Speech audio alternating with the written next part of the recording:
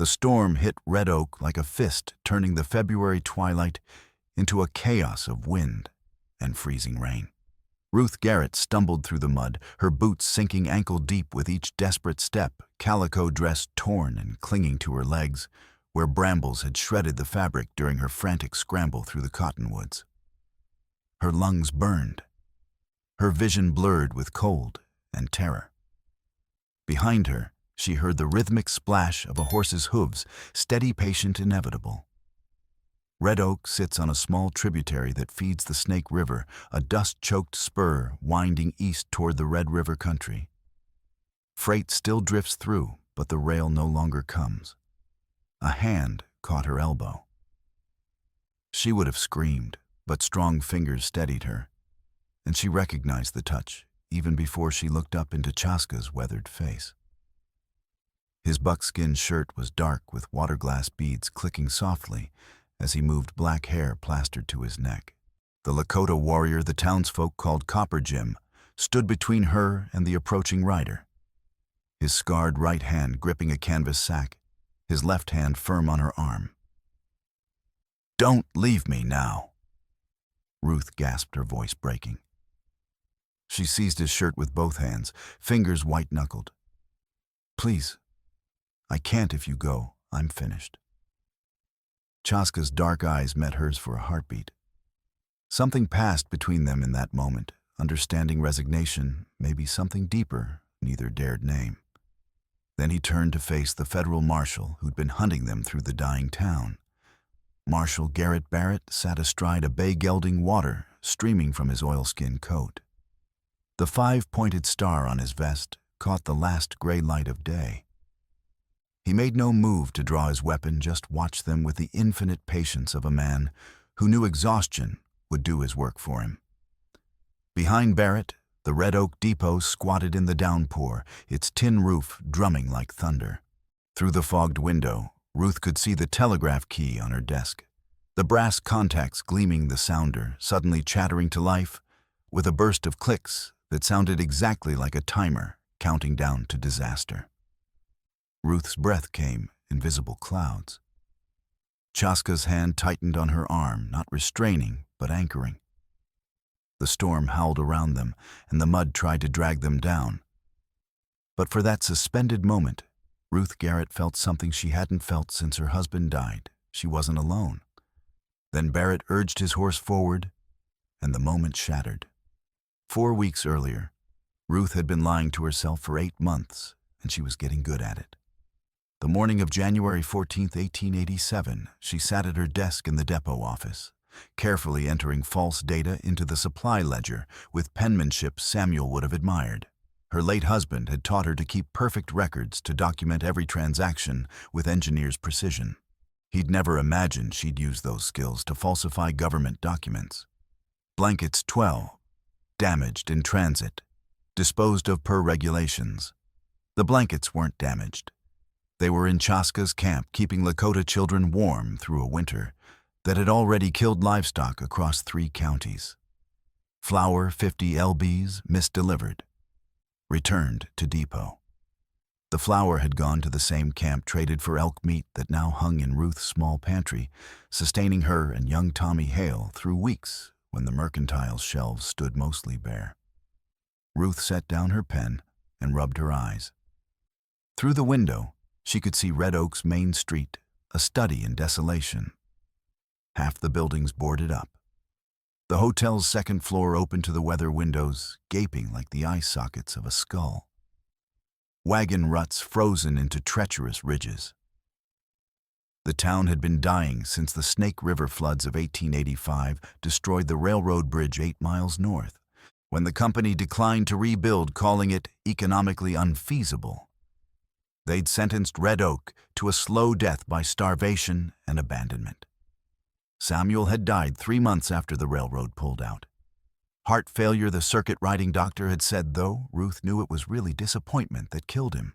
Samuel Garrett had lived for those trains, the mechanical ballet of steam and steel, the satisfaction of keeping complex machinery running against all odds. When the train stopped coming, something vital in him had simply stopped. Ruth was 30 years old, childless, and terrified of being forgotten. Not of loneliness itself, she could work alone for days without discomfort. But the existential dread of waking up in a world where no one needed her, where her existence made no difference, where she could disappear and leave no mark, that fear ate at her like acid.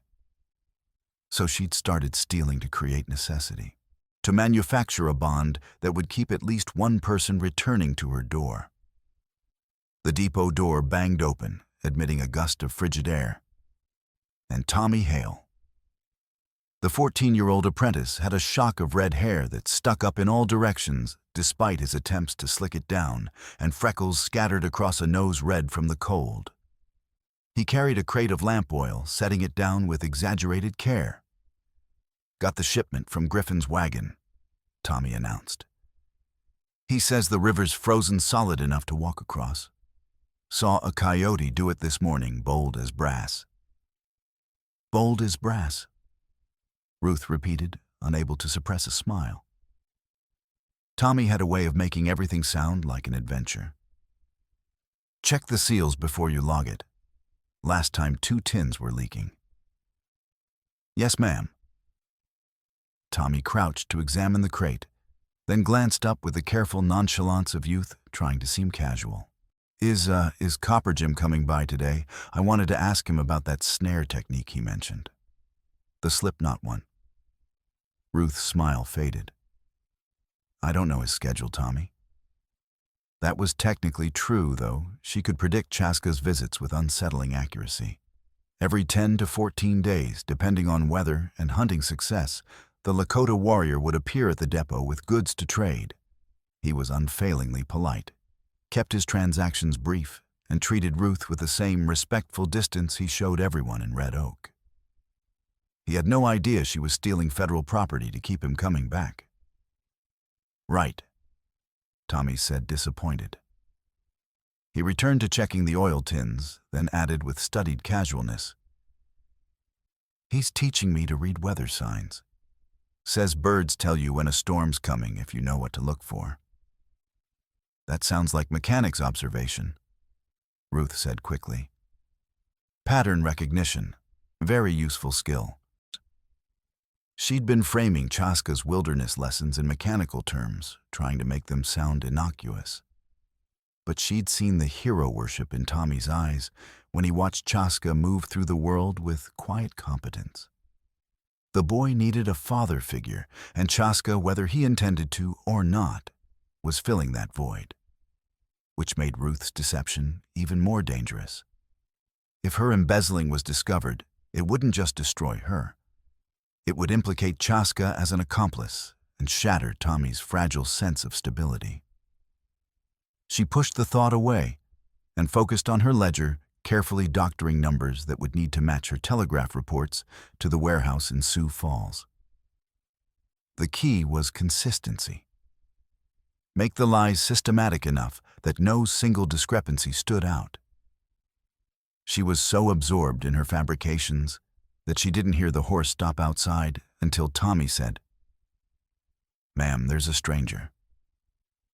Ruth looked up. Through the window, she saw a compact man in his 40s dismounting from an exhausted bay gelding. He wore a long waxed coat and a flat-brimmed hat, and when he turned toward the depot, winter light caught the badge pinned to his vest. Federal Marshal. The ledger suddenly felt like a loaded gun in Ruth's hands. Marshal Garrett Barrett had the kind of face that inspired neither trust nor fear, just a vague sense that he noticed things other people missed. His beard was dense and going gray. His eyes the color of gunmetal, his movements economical in the way of men who'd spent years in the saddle.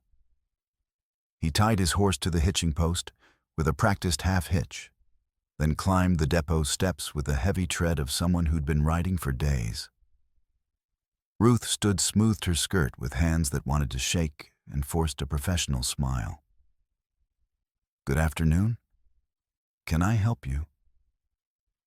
Barrett removed his hat, revealing hair slicked back with pomade. "I hope so, ma'am. I'm looking for the depot operator, Mrs. Ruth Garrett." That's me." Her voice came out steadier than she'd expected. "Federal Marshal Garrett Barrett." He drew a leather wallet from his coat, flipped it open to show his credentials, an official commission signed by the U.S. Marshal for the Dakota Territory.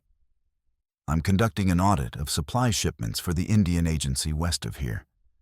Bureau of Indian Affairs requested it. There have been some irregularities." The word irregularities hit Ruth like a slap. She felt Tommy's curious gaze on her back, heard the boy shift his weight nervously. "I see," she managed. "What sort of irregularities?" Barrett tucked his credentials away and produced a folded telegram. "Your depot's reported losses are significantly higher than comparable facilities. Damaged goods, missed deliveries, spoilage, the totals don't match expected patterns." He unfolded the telegram, laid it on her desk. "I'll need to examine your records. Bills of lading, ledgers, telegraph transcripts for the past year." Ruth's vision tunneled. She gripped the desk's edge to stay upright. "Of course, everything's documented. I keep thorough records." "I'm sure you do." Barrett's tone was neutral, almost kind, which somehow made it worse. He glanced at Tommy. "Son, why don't you give us some privacy grown-up business?" Tommy looked to Ruth for guidance. She nodded, and the boy grabbed his coat and fled with the alacrity of youth escaping authority. The door banged shut behind him. Barrett pulled up a chair, Samuel's old chair, the one with the squeaky left leg, and sat with the air of a man settling in for a long conversation. "Mrs. Garrett, I've been a federal marshal for 15 years. I've investigated embezzlers, smugglers, claim jumpers, every kind of thief you can imagine. And here's what I've learned: most people who steal aren't evil. They're desperate, or scared, or convinced they've got good reasons." Ruth said nothing. Her throat had closed up. "I also know," Barrett continued, "that this town's dying. Railroad pulled out, half the population left. You're operating a depot that barely sees freight once a month, doing the work of 3 people for probably half the pay. I can't imagine that's easy." "It's not," Ruth whispered. "So when I see discrepancies in your reports, I don't immediately assume malice. I assume survival." He leaned forward, elbows on knees. "But I still need to do my job. And my job is finding out where those supplies went. I can explain the damaged goods." "I'm sure you can." Barrett's interruption was gentle but firm. "I'm also sure those explanations will fall apart under scrutiny. So let's save time. There's an Indian camp near here, isn't there? Lakota band not registered at the agency. Led by a man the townspeople call Copper Jim." Ruth's heart hammered so hard she thought he must hear it. "Chaska. His name is Chaska." "Chaska," Barrett repeated, tasting the word. "He trades here regularly." "Yes. Meat and hides for supplies. It's legitimate barter." "Except the supplies aren't yours to barter," Barrett said. "They're federal property earmarked for the agency. If you've been giving them to Chaska, even with the best intentions, that's theft. And if he knew they were stolen, he's an accomplice." "He didn't know." The words burst out before Ruth could stop them. "I told him they were surplus, that I could trade them. He had no reason to question it." Barrett studied her for a long moment. "You're protecting him." "I'm telling the truth. Maybe." He stood, walked to the window, looked out at Red Oak's desolate street. "Here's what's going to happen, Mrs. Garrett.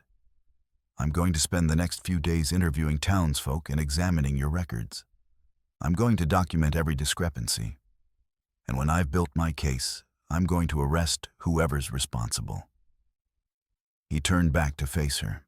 "If you cooperate, if you help me understand what happened and why, I'll recommend leniency. But if you obstruct my investigation, you'll face the maximum penalty. Prison time, likely hard labor." Ruth felt tears prick her eyes, but refused to let them fall. And Chaska, if he's innocent, he's got nothing to worry about. Barrett's expression suggested he didn't believe that for a second. But if I find evidence he knew about the theft, he'll be arrested too. Indians stealing from the government don't fare well in territorial courts, Mrs. Garrett, especially ones who aren't registered at the agency. He collected his hat and telegram. I'm staying at Mrs. Henshaw's boarding house. I'll return tomorrow to begin the audit. In the meantime, I strongly suggest you think about your position. Good day, ma'am. He left. Ruth stood trembling in the sudden silence, staring at her ledger, full of careful lies. Through the window, she watched Barrett mount his horse and ride toward the boarding house, his posture relaxed and confident. She'd known this day might come. She just hoped bureaucratic indifference would protect her. But Barrett wasn't indifferent. He was thorough, intelligent, and utterly committed to his duty. She had to warn Chaska, and she had to do it before Barrett started asking questions around town and offering rewards for information. Ruth grabbed her wool coat, jammed Samuel's old cap on her head, and ran. Chaska's camp lay 2 miles north along the frozen river, nestled in a grove of cottonwoods, whose bare branches clawed at the winter sky. Ruth made the trek at a near run, her breath coming in ragged gasps, boots sliding on ice-slicked stones. By the time she reached the camp's outskirts, her lungs burned and her fingers were numb inside her gloves. The camp consisted of 3 hide-and-canvas lodges arranged in a loose triangle, smoke rising from a central fire, where an elderly woman tended a pot of something that smelled of sage and rendered fat. Children played a game with sticks near the river's edge, their laughter bright against the winter stillness. Chaska sat outside his lodge working a whetstone along the edge of a skinning knife with patient precision. He looked up as Ruth approached, his expression shifting from neutral watchfulness to mild surprise. Mrs. Garrett. He set the knife aside and stood in one fluid motion. Is something wrong? Everything about Chaska conveyed capability. The economy of his movements, the steadiness of his gaze, the way he positioned himself to assess potential threats without seeming paranoid. He was about 35, lean and ropey, with muscle, his face weathered into the texture of old leather by sun and wind. His right hand bore the shiny pink scars of old burns, the skin puckered and tight across the knuckles. He wore buckskin leggings and a shirt decorated with blue and white quillwork traditional clothing that marked him immediately as Lakota. A knife hung at his belt beside a small leather pouch. We need to talk, Ruth said, still breathing hard. Privately. Chaska studied her for a moment, then nodded. He led her away from the camp down to the riverbank, where ice had formed a shelf along the edges, leaving only a narrow channel of black water running fast and cold at the center. They stopped beneath a gnarled cottonwood whose roots gripped the bank like arthritic fingers. There's a federal marshal in town, Ruth said without preamble. He's auditing the depot, investigating missing supplies. Chaska's expression didn't change, but his shoulders tightened almost imperceptibly. He knows about our trades. Not yet, but he will. Ruth wrapped her arms around herself against the cold. Chaska, I need to tell you something. The supplies I've been trading you, the flour blankets, lamp oil, they weren't surplus. They were meant for the Indian agency. I've been stealing them, falsifying records to cover it up. A long silence. The river rushed past, heedless of human complications. Chaska's jaw worked, muscles jumping beneath the skin. How long? 8 months. Ruth's voice broke. Since last summer. I told myself it was pragmatic, that your people needed them, and the agency never delivers enough anyway. But the truth is, she swallowed hard.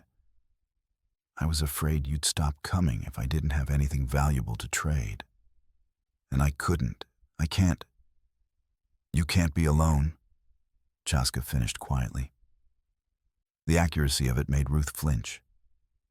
You must think I'm pathetic. I think you're human.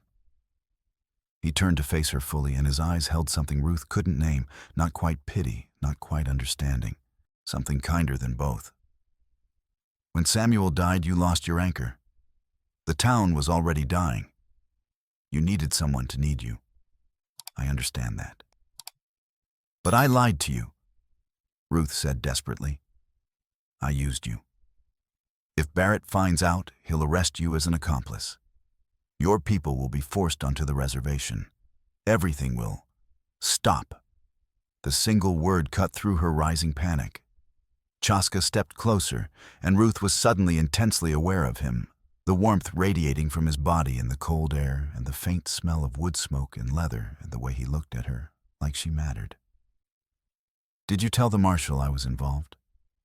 I told him you didn't know, that I deceived you. Good. Then we have time. He reached out with his left hand, his good hand, and gripped her shoulder. The touch sent electricity down Ruth's spine. Listen to me. I won't run. If I disappear now, it confirms your guilt and leaves you alone to face punishment. I won't do that to you. But if you stay, he'll arrest you anyway. Maybe. Chaska's thumb moved slightly against her shoulder, a gesture so small it might have been unconscious. But I've survived worse than federal marshals. We'll figure this out together. Understand? Ruth's eyes filled with tears. She didn't deserve his loyalty, his calm determination, the way his hand steadied her trembling body. Why are you being kind to me? I lied to you for months. Because you matter to me, Chaska said simply. Not as a source of supplies, as a person. You've shown me respect when most of this town treats me like a tame animal. You've kept your trades fair. You've looked me in the eye when we talk like you see me instead of just a convenient Indian. His hand dropped away, leaving Ruth suddenly cold. Those things matter, Ruth, even if your reasons were complicated. It was the first time he'd called her by her first name. The intimacy of it, combined with his quiet confession, made Ruth's breath catch. She looked up at him, really looked, and saw in his weathered face something she'd been too afraid to acknowledge he cared. Maybe not love, not yet, but the foundation of it. The raw material from which something deeper could grow. What do we do? She whispered. You go back to town. Act normal. Cooperate with the marshal's audit, show him your records, answer his questions truthfully, except about my knowledge. Make yourself look like a desperate widow who bent the rules, not a criminal mastermind. And you. I'll be careful. Keep my trade small and infrequent. If Barrett questions me, I'll tell the truth. I traded meat for supplies I believed were legitimately offered. Chaska's expression hardened slightly. But Ruth, I need you to understand something. I won't sign any Dawes Act papers or register at the agency to make this easier. Those systems exist to destroy my people. I won't cooperate with them no matter what it costs me. Ruth had been about to suggest exactly that Chaska register for an individual land allotment under the federal law designed to civilize Lakotas by turning them into farmers. But if you registered, you'd have legal standing. Barrett couldn't just remove you. He could. Chaska interrupted, his voice sharpening. He would. That law isn't protection. It's a trap. It says we can only survive if we stop being Lakota. If we abandon our way of life, forget our ancestors, become imitation white men on shrinking plots of land we don't own, but only hold by the government's permission. His scarred hand curled into a fist. I've watched what happens to people who sign. They're split up, isolated, their children taken to boarding schools. It's death by 1,000 cuts, Ruth. I won't choose that. I'm not asking you to stop being Lakota. Ruth's voice rose, frustration bleeding through. I'm asking you to survive. If Barrett arrests you, you'll go to prison or get deported hundreds of miles away. Your people will be scattered anyway. At least registering gives you a chance. A chance to betray everything I am. Chaska's eyes flashed. You're asking me to surrender my identity to satisfy white law. How is that different from what you did bending rules to satisfy your fear? The comparison stung like a slap. Ruth recoiled. That's not fair. Isn't it? Chaska's jaw was set, his posture rigid. You stole because you were afraid of being alone. I understand that. But now you want me to surrender everything because you're afraid of consequences. That's not love, Ruth. That's selfishness. The word love hung between them like smoke. Neither of them addressed it directly, but Ruth felt its weight settling over her heart. I'm trying to protect you, she said, voice breaking, by asking me to destroy myself. Chaska shook his head. I can't do that. Not even for you. They stared at each other across a gulf carved by history and irreconcilable worldviews. Ruth wanted to scream, to shake him, to make him see reason. But she also saw the pain in his eyes, the recognition that what she asked was impossible, and that her asking hurt him. I should go, Ruth said finally, her voice barely audible. Chaska nodded, once sharp and final. But as Ruth turned to leave, his hand shot out and caught hers just for a second, his scarred fingers squeezing gently before releasing. The touch said what words couldn't, I'm sorry. This hurts me too. Ruth walked back to town through the gathering dusk, tears freezing on her cheeks, and wondered if she'd just destroyed the one real connection she had left. Barrett's audit began the next morning with methodical efficiency. He arrived at the depot carrying a leather satchel full of documents and a notebook bound in brown cloth. Tommy was already sweeping the office floor when the marshal entered, and the boy's eyes went wide with a mix of fear and fascination. Morning, son, Barrett said, tipping his hat. Mrs. Garrett around? I'm here. Ruth emerged from the back room where she'd been checking the boiler pressure. She wore her work dress, plain gray calico practical, and already stained with grease from machinery maintenance and Samuel's old cap. Tommy, why don't you go check the freight platform? Make sure yesterday's shipment is properly secured. Tommy fled with visible relief. Barrett watched him go, then turned to Ruth. Nervous boy. He's 14 and an orphan. Authority figures make him jumpy. Ruth hung her coat on its peg, buying time to compose herself. Where would you like to start? Ledgers. Barrett settled into Samuel's chair with proprietary ease, spreading his documents across the desk. Let's begin with last June and work forward chronologically. For the next 3 hours, Ruth sat beside the marshal while he dissected her carefully constructed lies. He was terrifyingly good at his job, spotting inconsistencies she'd thought buried, asking questions that exposed gaps in her fabricated narratives. When she claimed 12 blankets had been damaged in transit, he wanted to know why there was no corresponding claim filed with the freight company.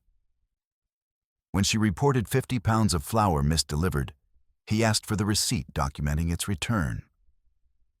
Ruth deflected as best she could, pleading poor record-keeping and the chaos of running the depot alone. Barrett just made notes in his brown book, his expression neutral, giving nothing away. Around noon, he leaned back and rubbed his eyes.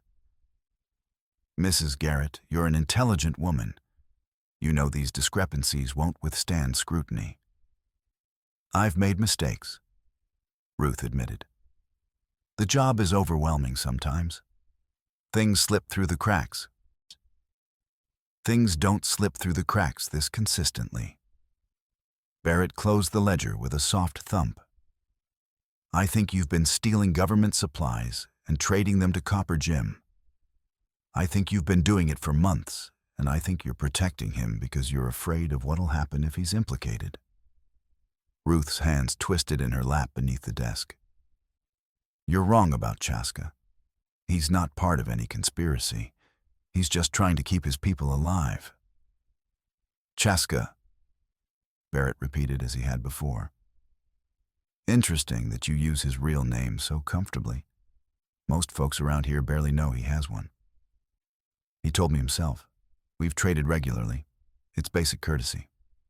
Or familiarity."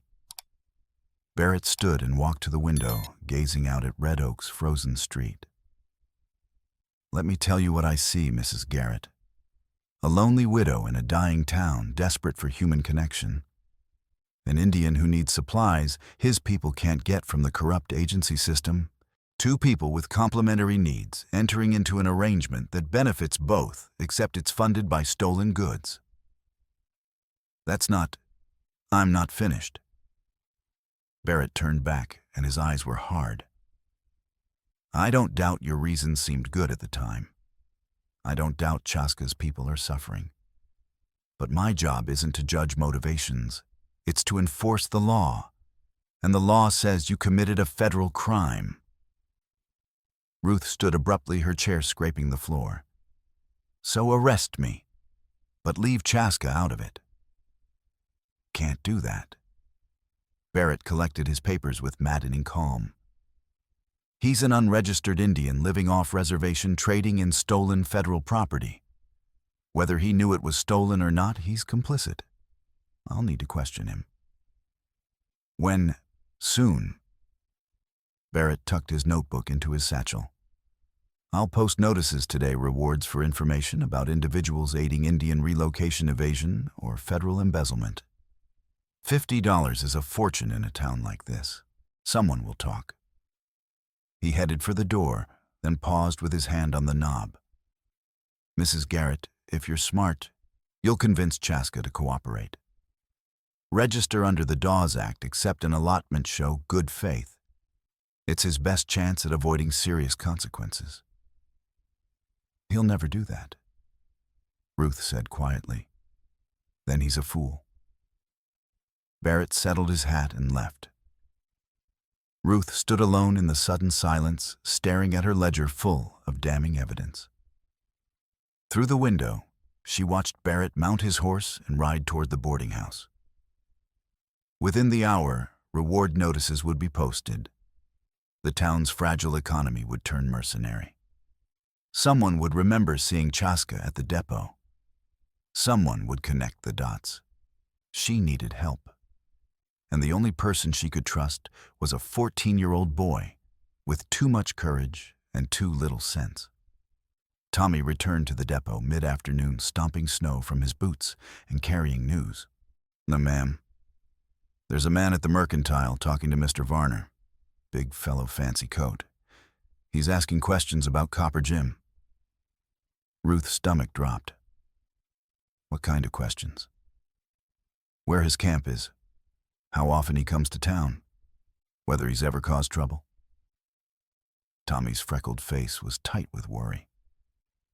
Mr. Varner looked real interested, kept nodding and smiling like they were old friends.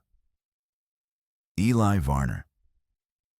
Ruth should have anticipated this.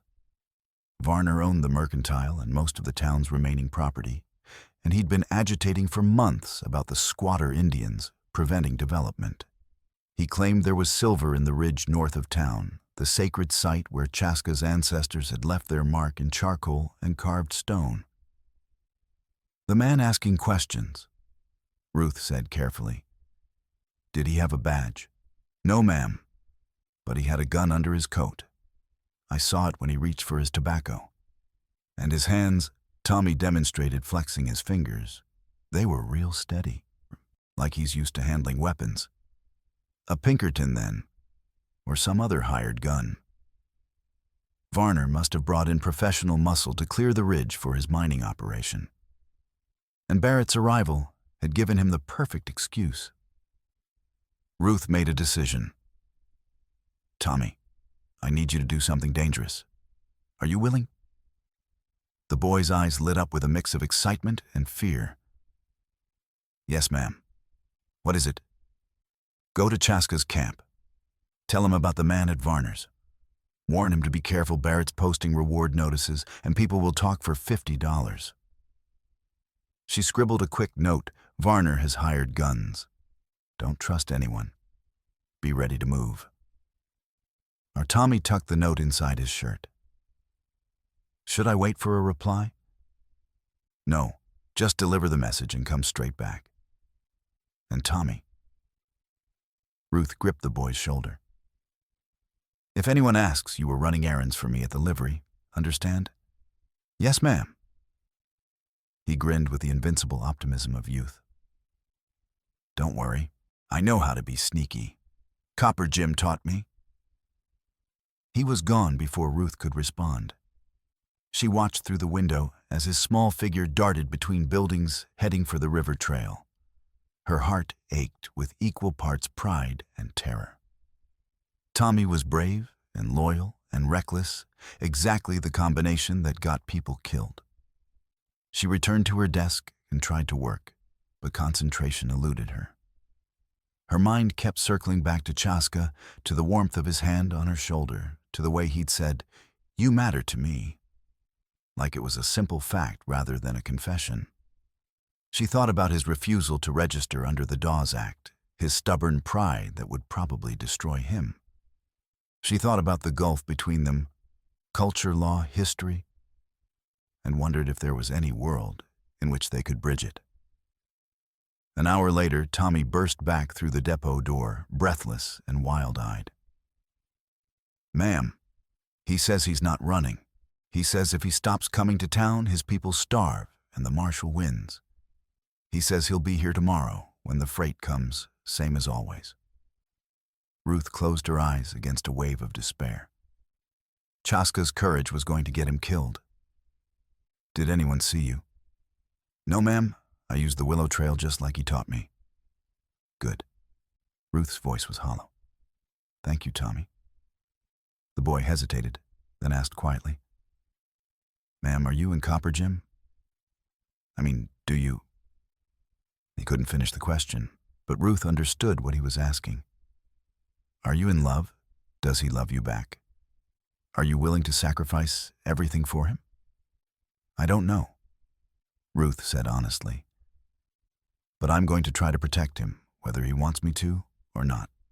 That night, Ruth lay awake in her apartment above the depot, listening to wind howl through the eaves and watching shadows dance across the ceiling.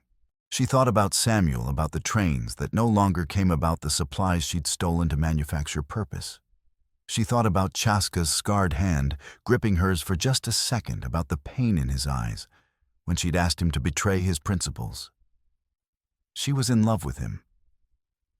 The realization settled over her like a physical weight, making it hard to breathe.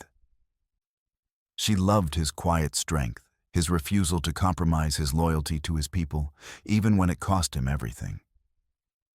She loved the way he moved through the world with contained grace, the way he treated Tommy with patient respect, and the way he looked at her like she was more than just a lonely widow, desperate for connection. But love wasn't enough. It couldn't bridge the gulf of history and law that separated them. It couldn't protect him from federal authority or change the fact that their worlds were fundamentally incompatible. Ruth buried her face in her pillow and let herself cry harsh, silent sobs that shook her whole body. Then she dried her tears, climbed out of bed, and began planning. If she couldn't change Chaska's mind, she'd have to change the situation. And that meant doing something desperate, probably illegal, and almost certainly doomed to failure. But she had to try. The freight wagon arrived the next morning under a sky the color of old iron, heavy with the promise of weather. Ruth stood on the depot platform wrapped in her wool coat, watching the driver, a taciturn man named Jessup, unload crates and barrels with practiced efficiency. Beside her, Marshal Barrett made notes in his brown book, documenting every item. Two men Ruth didn't recognize stood near the depot entrance, ostensibly warming themselves by the potbelly stove, but clearly watching. They wore long coats and bowler hats, and the bulges under their coats suggested firearms. Pinkerton detectives, she guessed. Varner's hired guns. Tommy huddled in the office doorway, face-pale eyes darting between the strangers and the road north where Chaska would appear. Ruth caught his gaze and shook her head minutely. "Stay back. Don't interfere."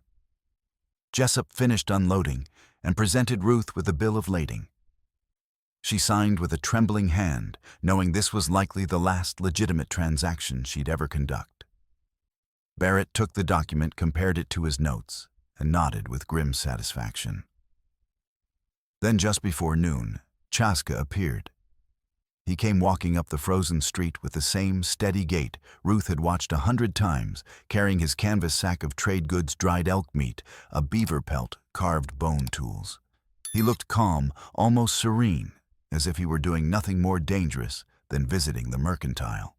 But Ruth saw the way his eyes catalogued the scene: Barrett on the platform of the two Pinkertons by the door, the freight wagon with its government-stamped crates.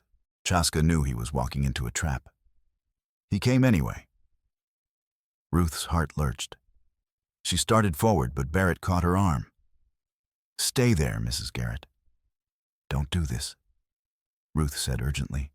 "Please, he's not the enemy. He's an unregistered Indian trading in stolen federal property." Barrett released her and descended the platform steps. "That's far enough, Chaska. Set the sack down." Chaska stopped perhaps 20 feet away. His gaze flicked to Ruth, held for a heartbeat. Something passed between them in that look. Something that felt like goodbye, then returned to Barrett.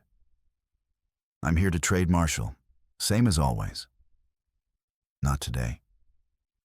Barrett's hand rested on his revolver's grip. "You're under arrest for conspiracy to embezzle federal property and evading agency registration requirements. Set down your goods and turn around." Ruth pushed past Barrett before he could stop her, putting herself between the marshal and Chaska. Her arms spread wide, trembling. "He didn't know. I stole those supplies. I gave them to him. If you want to arrest someone, arrest me." "Mrs. Garrett, move aside." Barrett's voice was hard. "No." "Ruth." Chaska's voice cut through the rising tension, quiet, firm, carrying an edge of command. "Step back." She looked over her shoulder at him. His eyes held resignation and something that might have been tenderness. "I knew the risks," he said. "This isn't your fight alone." "It is." Ruth's voice broke. "I created this mess. Let me fix it." "You can't fix it." Chaska set his sack down gently, deliberately. "But I won't let you face this alone." Before Ruth could respond, one of the Pinkertons moved forward and grabbed her arm, yanking her aside with casual brutality. She stumbled and fell hard to one knee in the frozen mud, pain shooting up her leg. Chaska's hand went to his knife, an instinctive protective movement.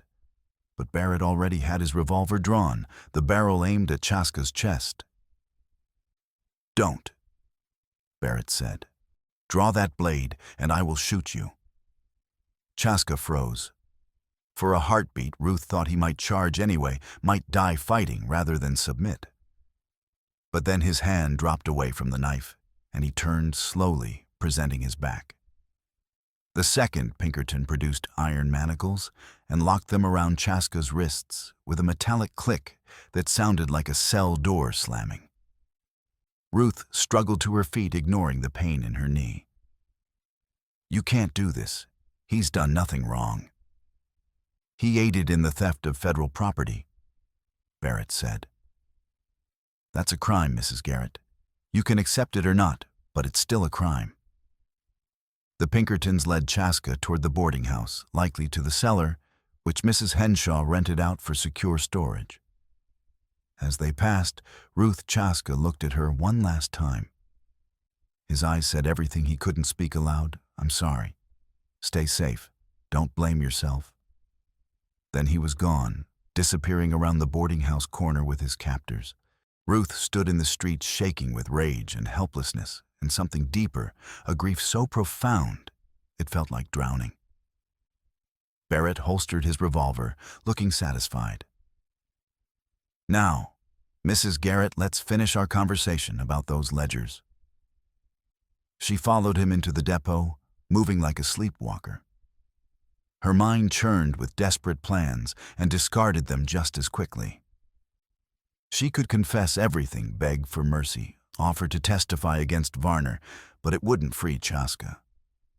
She could try to break him out, but she had no skills for that kind of violence. She could Tommy. Where was Tommy? She glanced around the office. The boy wasn't at his usual post by the stove or organizing freight in the back room. Panic spiked through her exhaustion. "Marshal, where's my apprentice?" Barrett looked up from his documents. "The red-headed boy, haven't seen him since I arrested Chaska." Ruth ran to the door, scanned the street. No sign of Tommy. She checked the freight platform, the storage shed, the small privy behind the depot. Nothing. She had a terrible premonition. Tommy wouldn't just disappear unless he was trying to help. And the only help he could offer was... "No," Ruth whispered. "Please, no." She ran to the boarding house, ignoring Barrett's shout behind her. The cellar entrance was around back, accessed by exterior steps leading down to a heavy wooden door. Ruth descended the steps 2 at a time and found the door ajar. Inside the cellar was dim and smelled of damp earth and old potatoes. Chaska's canvas sack lay in a corner where it had been tossed. The manacles lay on the floor, their chain broken. And near the door, partially hidden in shadow, was Tommy's wool cap, the one Ruth had given him last Christmas. It lay crumpled and muddy, as if it had been knocked off his head in a struggle. Ruth picked up the cap with shaking hands. Tommy had tried to free Chaska. They'd been caught. Now both of them were missing. Barrett appeared in the doorway, breathing hard from his run. "What in blazes?" "They're gone." Ruth said, her voice eerily calm despite the terror clawing at her chest. "Chaska and Tommy, both of them." Barrett cursed a string of profanity that would have scandalized Mrs. Henshaw. "The Pinkertons, those damn hired guns took them." "Why?" Ruth demanded. "You arrested Chaska. He was your prisoner." "Because they're not working for me," Barrett said grimly. "They're working for Varner. And Varner doesn't want due process. He wants the ridge cleared permanently." Understanding crashed over Ruth like icy water. Varner's mining claim. The sacred site where Chaska's ancestors had left their prayers in charcoal and stone. Varner needed the Lakota gone, not just arrested, removed so thoroughly they could never return. And the Pinkertons were professionals at making problems disappear. Where would they take them? Ruth asked. Barrett thought for a moment, his lawman's mind working through possibilities. The mine. The old silver mine on the ridge. Varner's been planning to reopen it. If he's got leverage over Chaska there, he can force him to sign away any tribal claim. And Tommy. Wrong place, wrong time. Barrett's expression was bleak. If the boy tried to free Chaska and the Pinkertons caught him, he didn't finish. He didn't need to. Ruth felt something inside her shift, some final boundary between civilization and desperation dissolving. She'd spent her life being careful, following rules, maintaining propriety. And where had it gotten her? Samuel was dead. The town was dying. The man she loved was being held hostage by criminals. And a child who trusted her was in mortal danger because she'd dragged him into her mess. No more rules, no more caution. "We're going," Ruth said. "Now." Barrett shook his head. "I need to organize a posse. Get my rifle supplies. There's no time." Ruth grabbed his arm with both hands. "If they hurt Tommy, if they kill Chaska, it'll be because we waited for proper procedure. You owe him, Marshal. He didn't resist arrest. He trusted you. Don't let that trust get him murdered." Barrett stared at her for a long moment. Then something in his face shifted, a recognition, perhaps, that sometimes law and justice weren't the same thing. Fine. But we do this smart. Follow my lead, obey my orders. Understood. Understood. They left within the hour. The ride north to the sacred ridge was brutal frozen ground that made the horses stumble, wind that cut through even thick wool, and a sky that promised snow but held off like a sadist prolonging torture. Ruth pushed her borrowed mare harder than was wise, driven by images of Tommy's terrified face and Chaska's blood-staining stone. Barrett rode beside her, his Winchester rifle across his saddle pommel, his expression grim. As they climbed the trail toward the ridge, he said, "I need to tell you something, Mrs. Garrett. About Varner." "What about him?" "He approached me 3 days ago. Offered me use of his Pinkertons to help with your arrest in exchange for me overlooking his mining claim once the Lakota were removed." Barrett's jaw was tight. "I said no. Told him I'd handle it through proper channels. But he must have decided to act independently." Ruth glanced at him. "Why are you telling me this?" "Because I was a fool to trust him at all. I should have seen what he was planning." Barrett's hands tightened on the reins. "And because when we find Chaska, I'm not arresting him again. Man saved my investigation by not resisting. That's worth something. It wasn't forgiveness, and it didn't erase the federal charges. But it was a lawman admitting that sometimes the law served injustice." Ruth nodded, accepting it. They reached the ridge's base and tied the horses in a stand of scrub pine. The mine entrance was on the northern face, accessed by a narrow trail that switchbacked up through loose rock and stunted trees. Ruth had never been here. Chaska had described it, once told her about the charcoal drawings his grandmother had made in the shallow caves, but he'd never invited her to see them. It was sacred space, not for outsiders. Now she was climbing toward it, with a federal marshal hunting for a boy, and a man whose lives depended on speed and luck. They climbed in silence, boots slipping on ice-slicked stone. Near the mine entrance, Ruth spotted signs of recent occupation: a cold fire pit, 2 bedrolls, an empty whiskey bottle. The Pinkertons had been here waiting. Barrett drew his revolver and nodded toward the mine entrance, a black mouth in the limestone, framed by rotting timbers that looked ready to collapse. Quietly, they might have a lookout. They entered the mine. Darkness swallowed them, immediately cold and absolute. Barrett had brought a tin lantern, and its yellow light pushed back the shadows just enough to reveal a tunnel descending at a steep angle. Water dripped somewhere deeper and echoing off stone. The timbers shoring up the passage were in terrible condition, rotten, gnawed by moisture and time, groaning under the weight of the earth above. Ruth had maintained machinery for years. She knew structural stress, understood weight distribution and failure points. One look at these timbers told her the mine was a disaster waiting to happen. They descended carefully, step by step.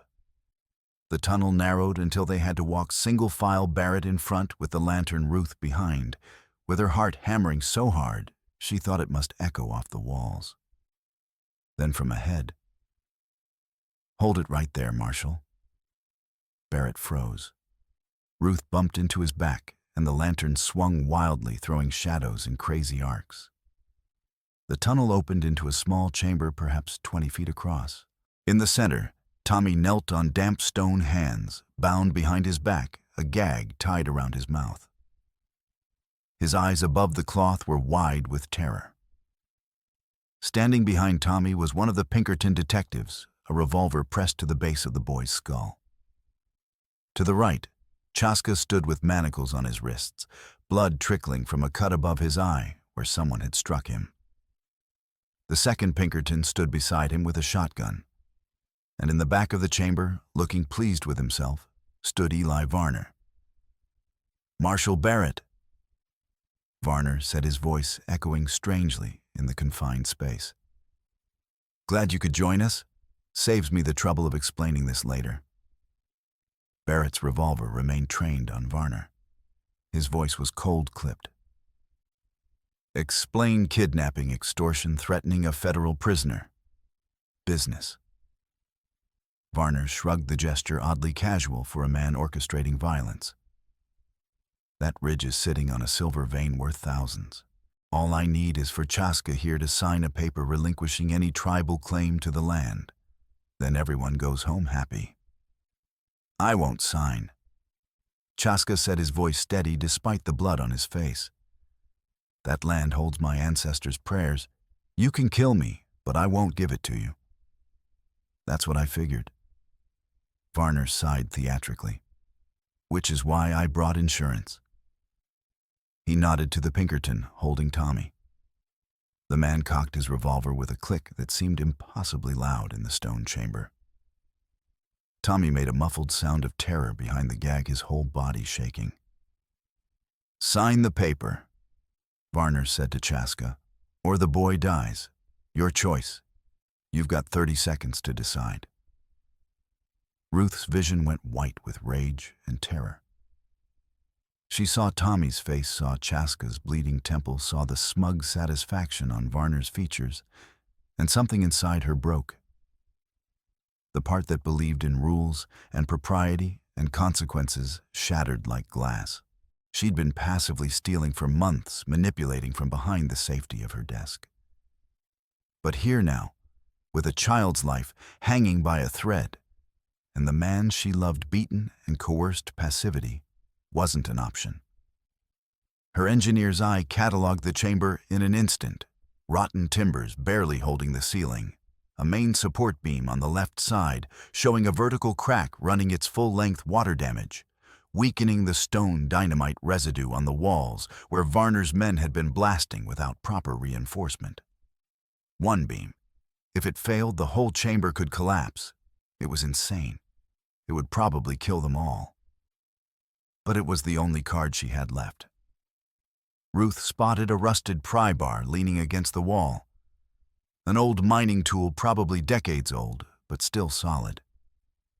She stepped past Barrett before he could stop her and walked calmly toward it, every eye in the chamber tracking her movement.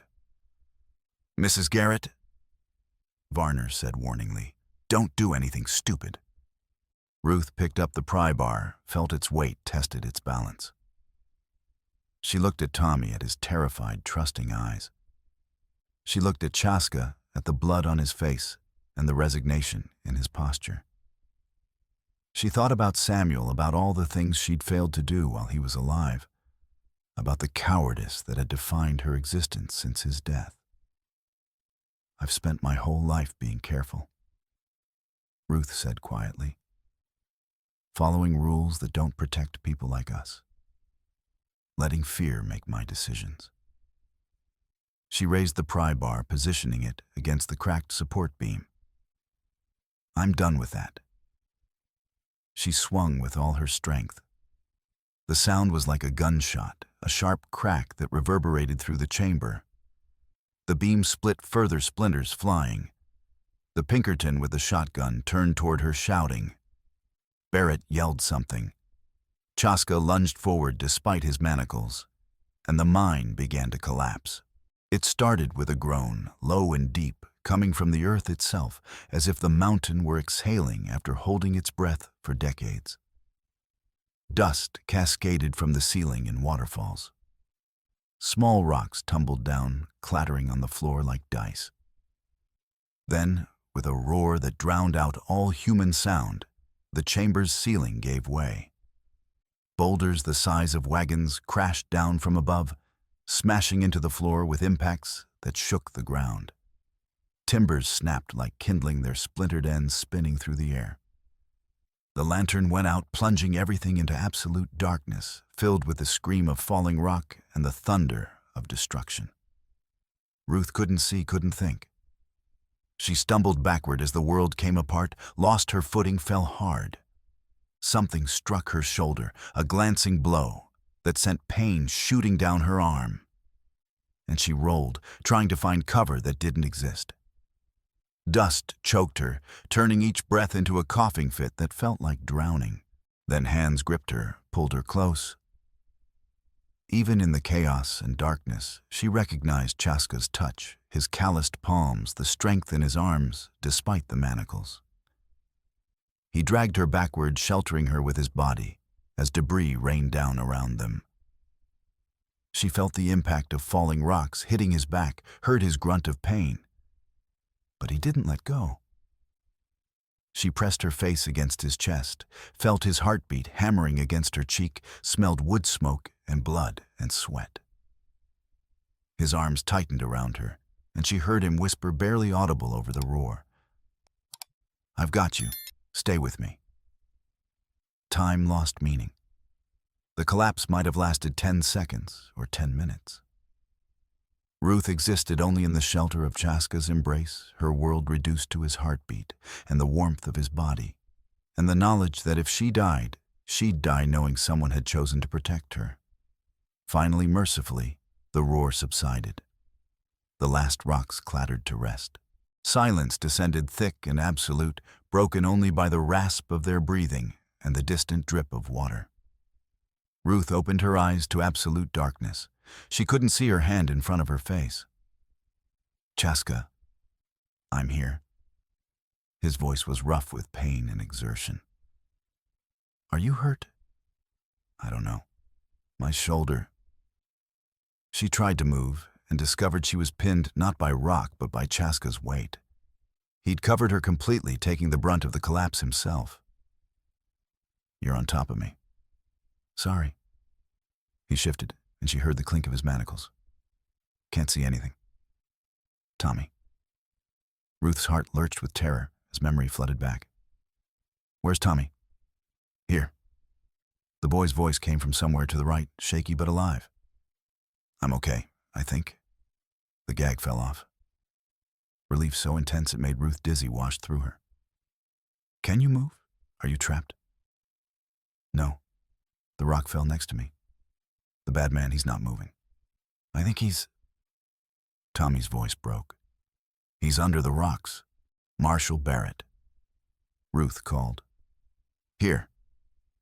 Barrett's voice came from ahead of them, strained with pain. "My leg's pinned.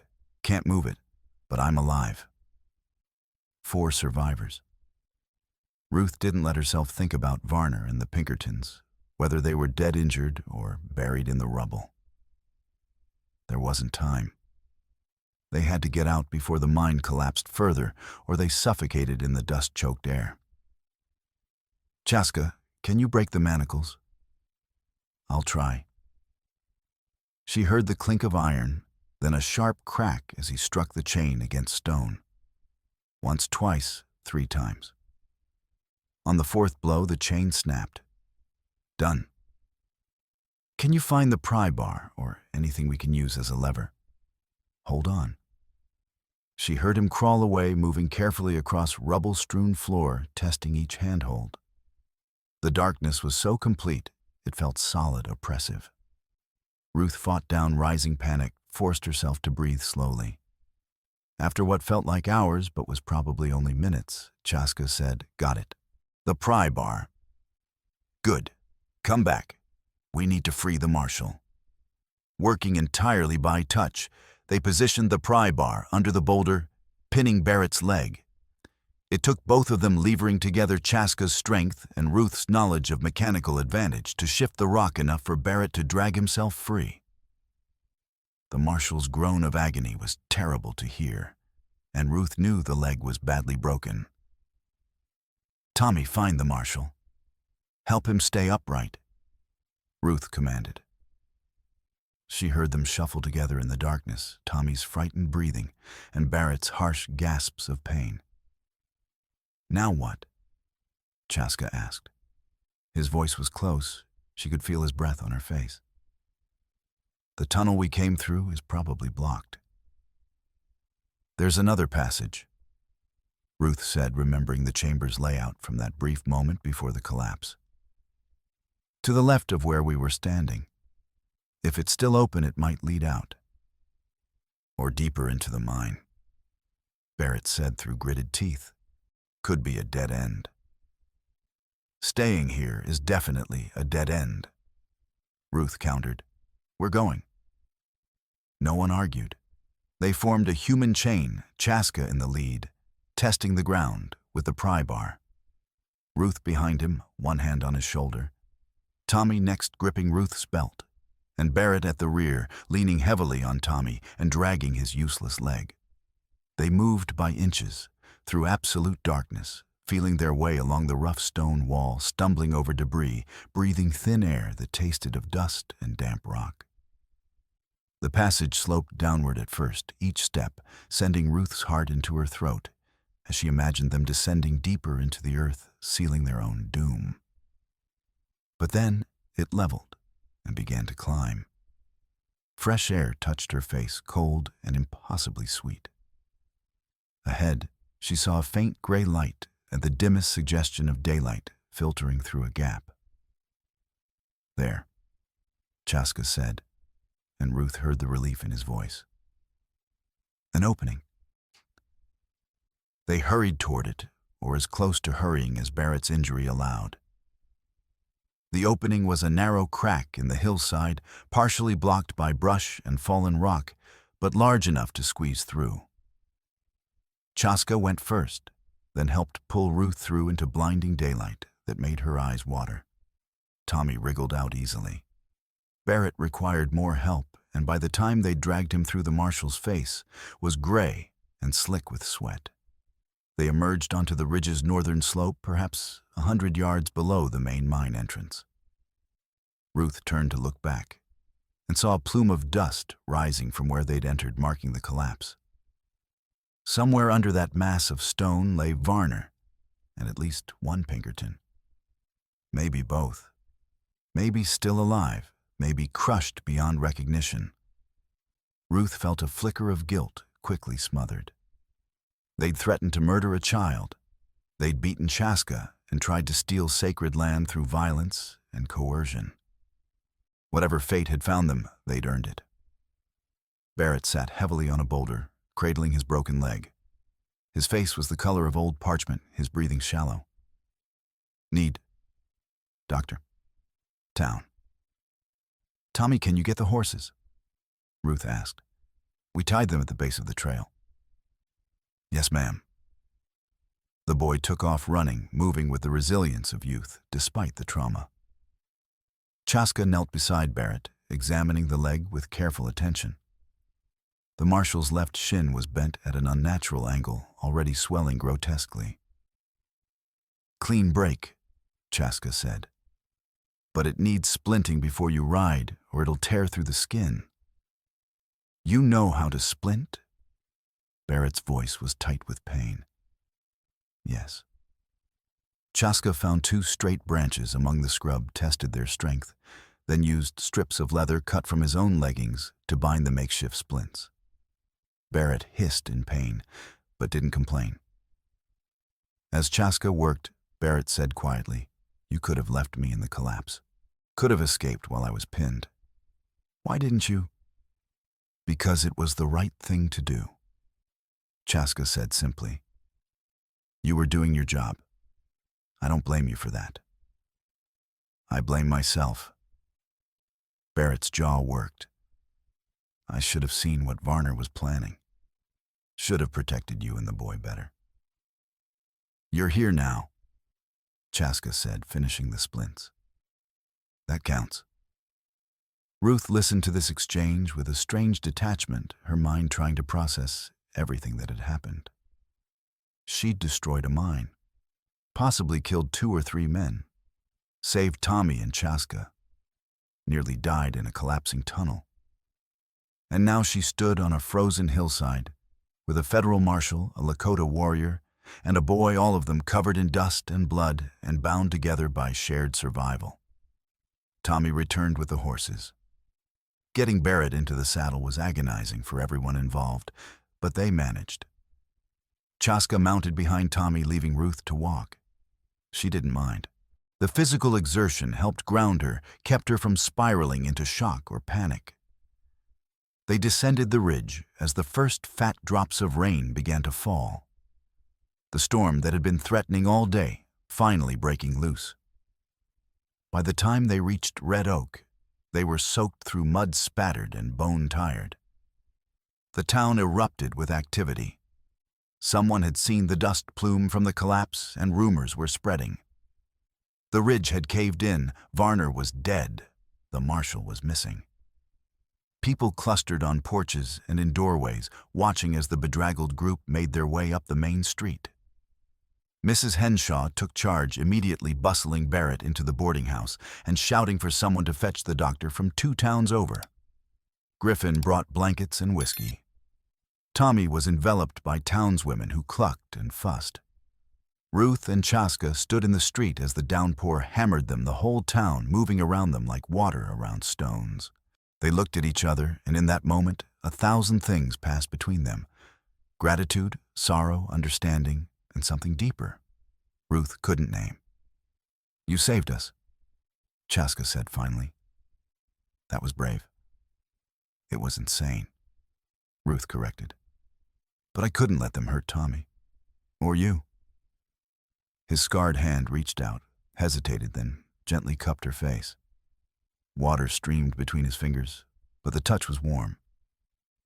"You carried my burden even when it wasn't yours. That's..." He seemed to search for words. "That's what love looks like, Ruth." There. He'd said it. The word hung between them, fragile and precious. "I do," Ruth whispered. "Love you. I have for months. I didn't know how to say it without sounding desperate or pathetic." "You're neither." Chaska's thumb brushed her cheek, and Ruth couldn't tell if the wetness there was rain or tears. "You're the bravest person I've ever met, and I love you too. Even if it's impossible. Even if there's no future for us." Ruth closed her eyes against the pain of that truth. "What do we do now?" "We survive," Chaska said simply. "Same as always." He let his hand drop away, and the loss of contact felt like a physical wound. They stood in the rain a moment longer, then walked together toward the boarding house to see if Barrett had survived the journey.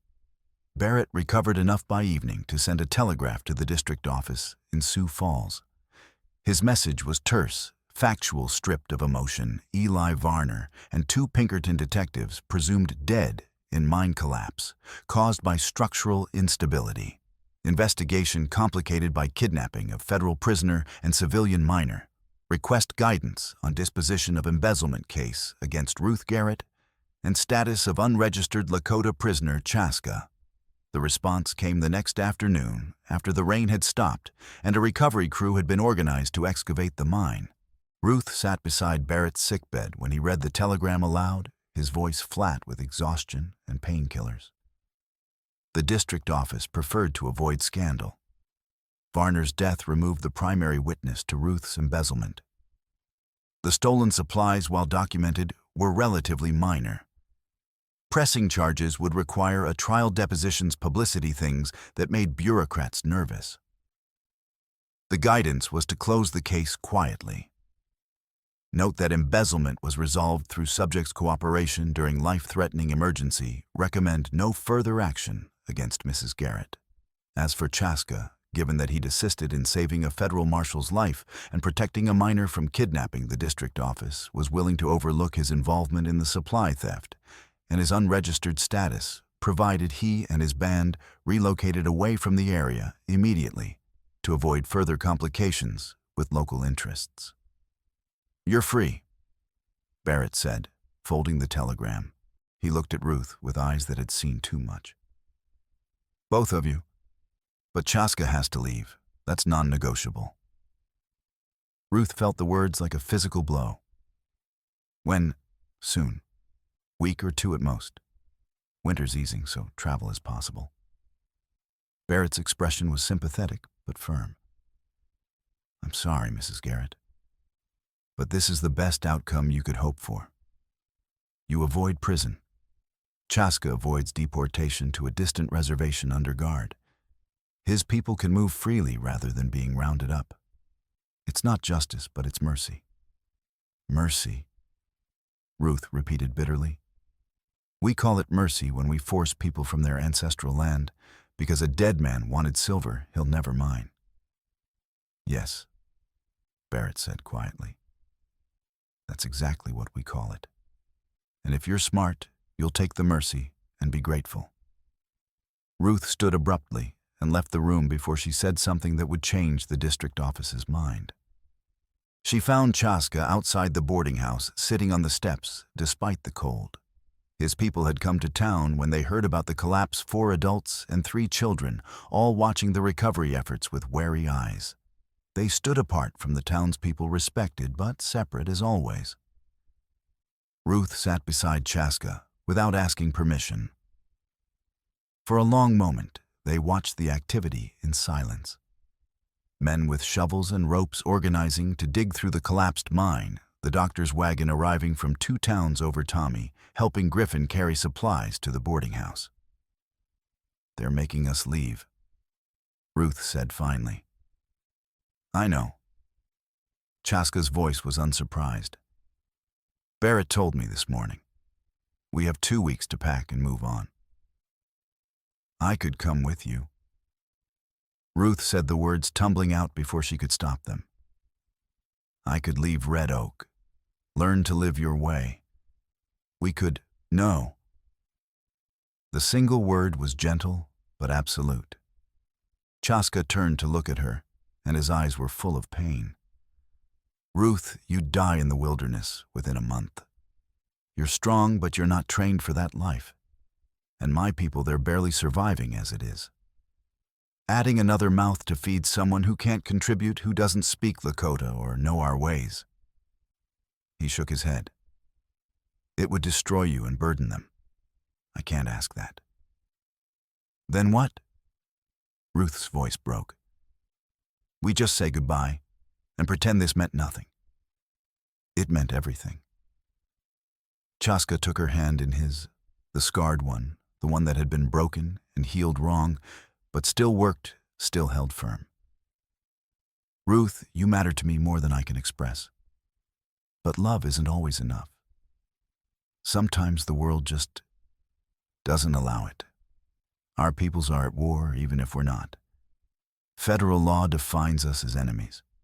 We can love each other and still have no future together. Tears spilled down Ruth's cheeks, hot against the cold air. That's not fair. No, Chaska agreed. It's not, but it's true.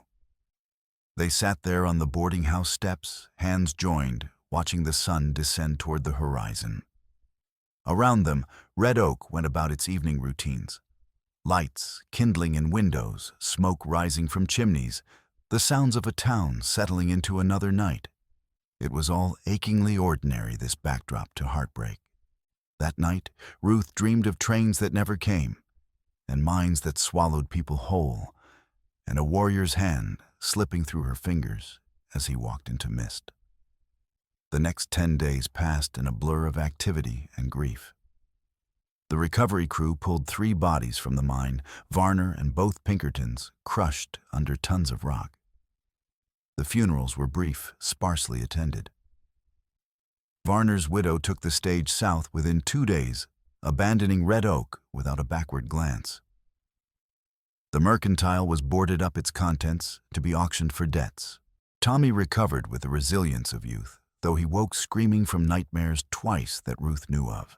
She held him those nights, let him cry into her shoulder, and told him he was safe now. She didn't mention that safety was temporary, that Chaska would be leaving soon, and taking with him the sense of protection Tommy had felt. Barrett's leg healed slowly, pinned by splints and enforced bed rest. The doctor who'd made the long journey from 2 towns over said the marshal was lucky the break was clean, no permanent damage if he stayed off it for 6 weeks. Barrett chafed at the immobility, but followed orders. On the 4th day after the collapse, he called Ruth to his room. I need to tell you something, he said without preamble. About Varner and me. Ruth sat in the chair beside his bed, wary. What about you? He approached me before I even started the audit. Sent a telegram to Sioux Falls, claimed there was evidence of embezzlement at your depot, and recommended federal investigation. He volunteered to assist with local contacts and manpower. Barrett's expression was bitter. I thought he was being a concerned citizen. I didn't realize until too late that he'd manipulated me, used federal authority to clear out the Indians so he could claim the ridge. "You're saying you were a fool," Ruth said bluntly. "Yes." Barrett met her gaze without flinching. "I was so focused on doing my job by the book that I didn't see I was being used. And it nearly got you, Chaska, and Tommy killed. Why are you telling me this? Because you deserve to know." Barrett shifted, grimacing at the pain in his leg. "And because I'm putting it in my official report. Varner's manipulation, the kidnapping, all of it. The district office needs to understand what happened here wasn't just embezzlement. It was a conspiracy by a private citizen to abuse federal authority for personal gain."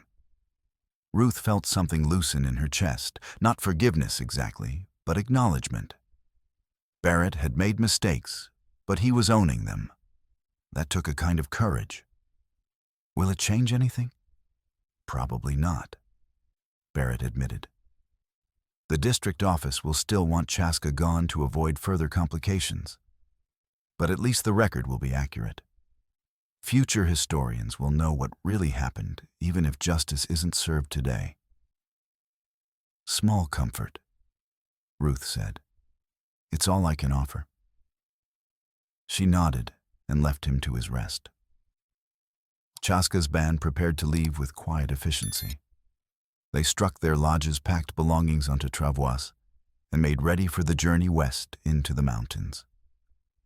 Ruth watched from a distance, her heart breaking with each passing day.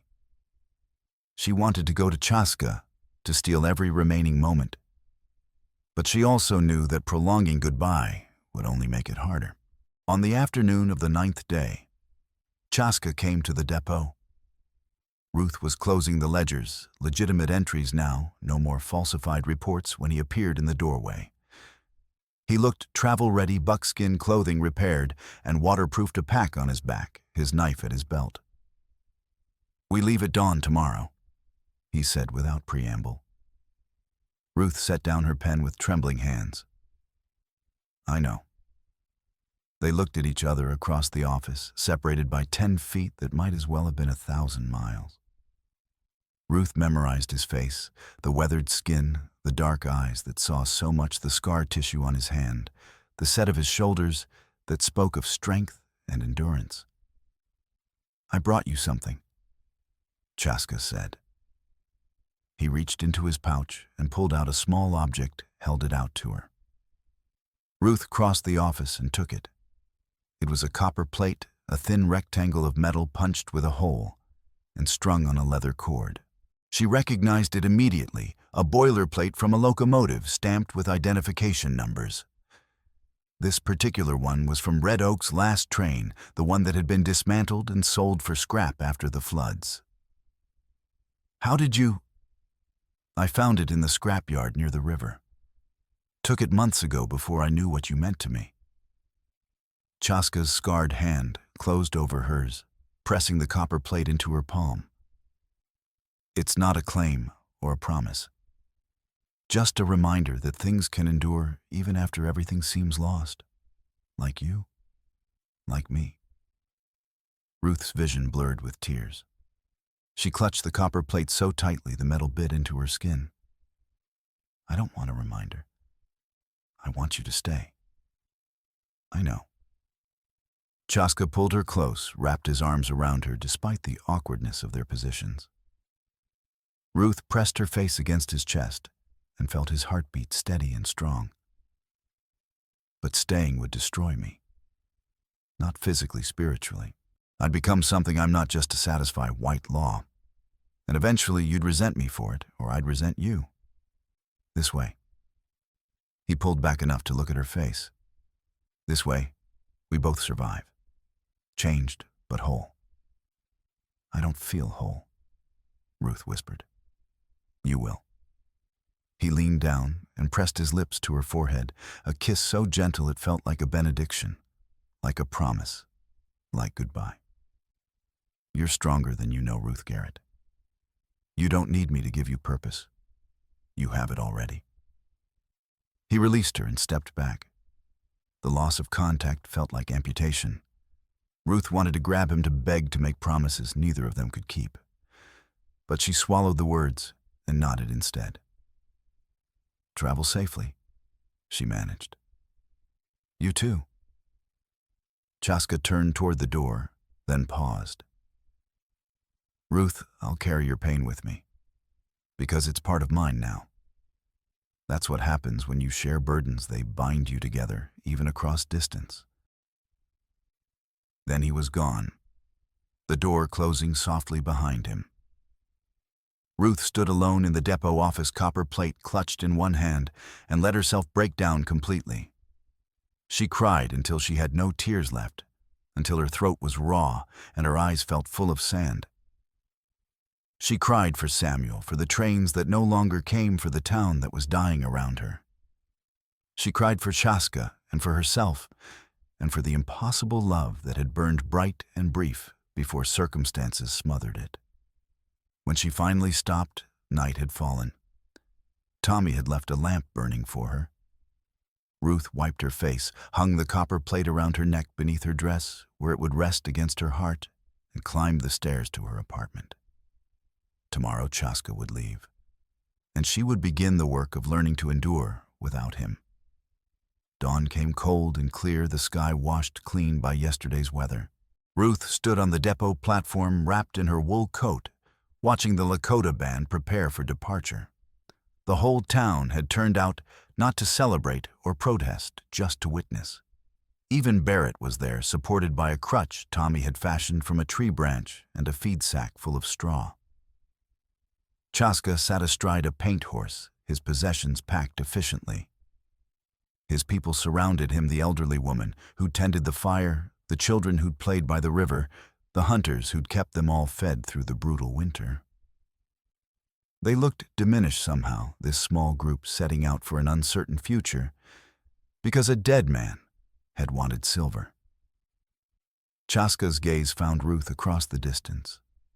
He didn't wave or call out. He just looked at her, and in that look was everything they couldn't say, love you. I'm sorry. I'll remember. Be strong. Ruth touched the copper plate beneath her dress, feeling its solid weight. She nodded once, acknowledgement, acceptance, goodbye. Then Chaska turned his horse westward, and the band moved out. Ruth watched them follow the river trail until they disappeared into the cottonwoods, the morning mist swallowing them, like ghosts fading into memory. Tommy came to stand beside her. The boy had cried himself out over the past days, and now just looked tired, aged beyond his 14 years by trauma and loss. Will he be okay? Tommy asked. I don't know, Ruth said honestly. But he's a survivor. If anyone can make it, he can. What about us? Ruth looked down at her apprentice, at his red hair catching the morning light, his freckled face set with determination. We survive too. We keep the depot running. We take care of each other. We endure. Endure, Tommy repeated, tasting the word. That doesn't sound very exciting. It's not, Ruth admitted. But it's honest. And sometimes honest endurance is the best we can do. They stood on the platform until the sun had fully risen, then went inside to begin another day. 1 year later, spring came to Red Oak like a cautious visitor, tentative and easily frightened. The town hadn't revived, too much had been lost, too many people had left, but it had stabilized at a new equilibrium. The mercantile remained boarded up, but Griffin had expanded his saloon to include basic dry goods. Mrs. Henshaw still ran the boarding house with drill sergeant efficiency. The depot operated sporadically, handling freight perhaps once a month. Ruth Garrett had changed in ways both visible and subtle. She'd stopped wearing Samuel's old cap, replacing it with a simple wool hat she'd bought from a traveling peddler. She'd learned to repair not just the depot's machinery, but also wagon wheels, broken tools, even a pocket watch Mrs. Henshaw had thought beyond saving. She'd become Red Oak's mechanic, the person you went to when something needed fixing. Tommy had shot up 4 inches, and his voice had deepened into something that cracked embarrassingly when he got excited.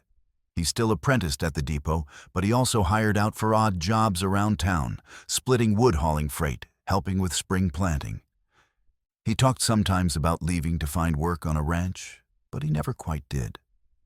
Ruth suspected he felt responsible for her in the way young people felt responsible for those who'd saved them.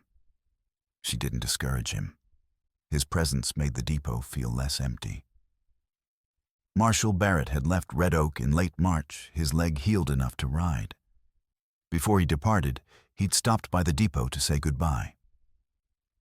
"You did well, Mrs. Garrett," he'd said, shaking her hand formally. "Most people in your situation would have broken. You didn't."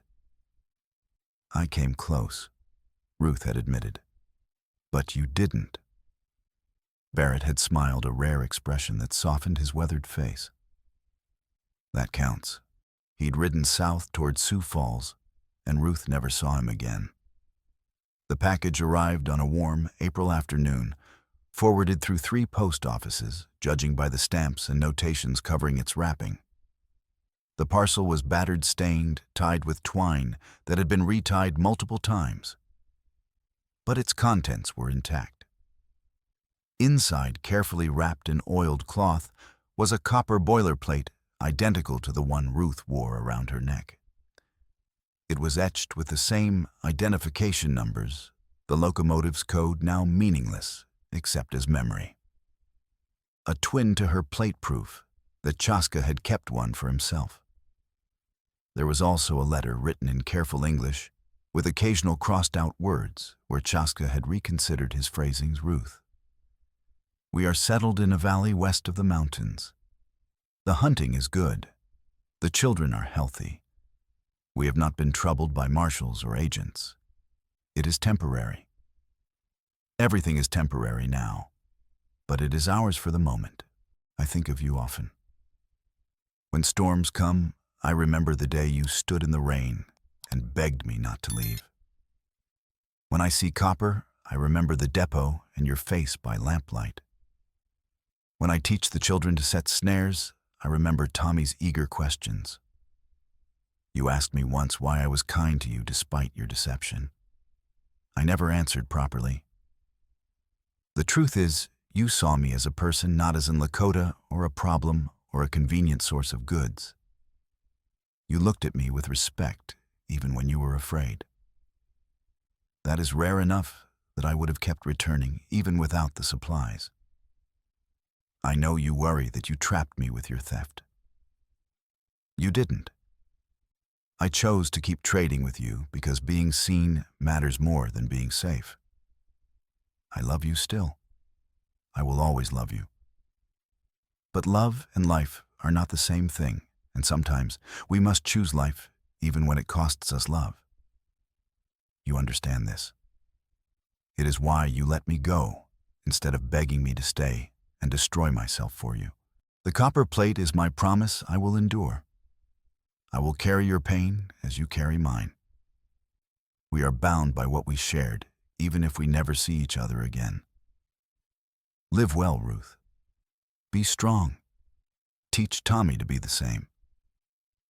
And if you ever think of me on stormy days, know that I am thinking of you too, holding your memory like I hold this copper plate as proof that some things survive even when everything seems lost.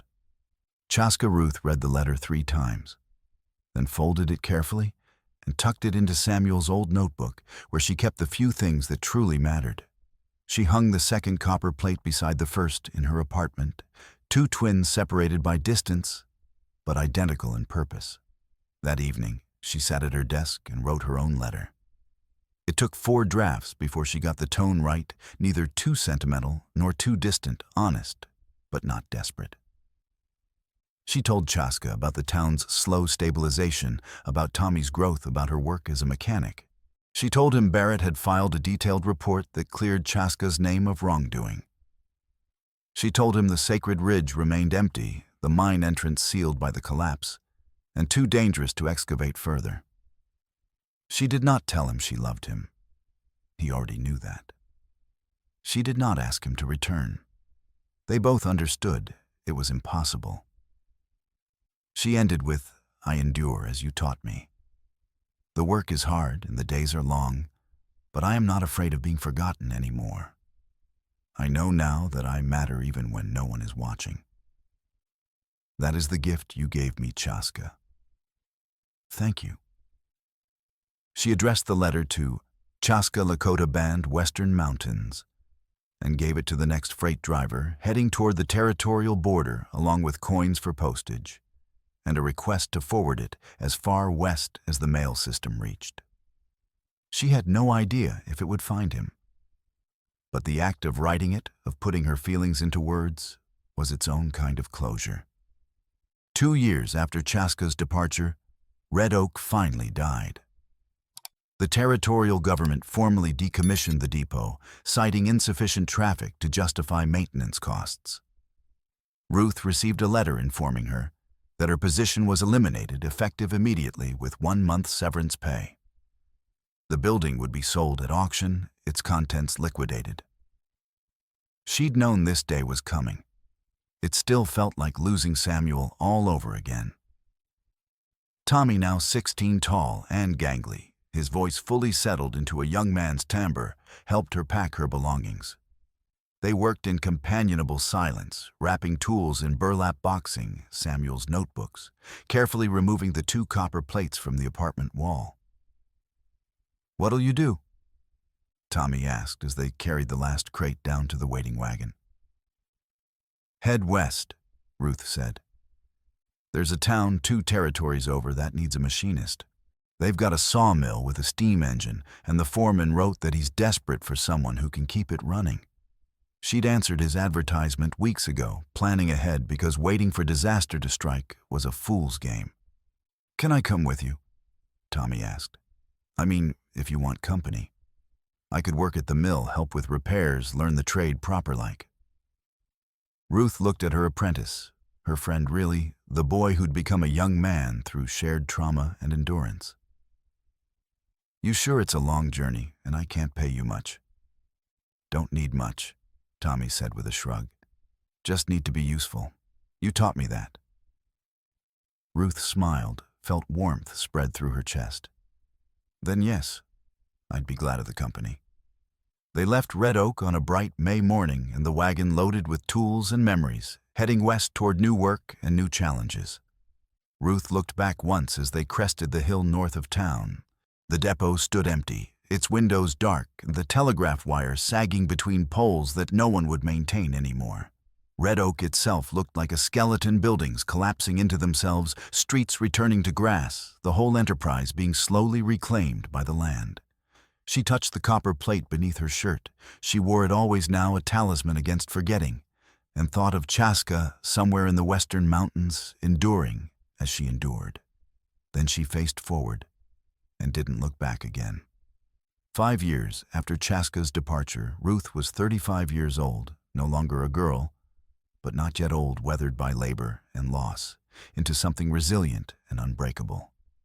She ran a machine shop in a bustling town called Copper Creek, servicing the sawmill and the nearby copper mine. The irony of the mine's metal was not lost on her. Tommy worked beside her as a full partner, now his skills with steam engines exceeding even hers in some ways. She'd built a life, not the life she'd imagined as a young bride watching trains roll through Red Oak, but a good life nonetheless. She had work that mattered, people who depended on her, a purpose that didn't require deception or theft to maintain.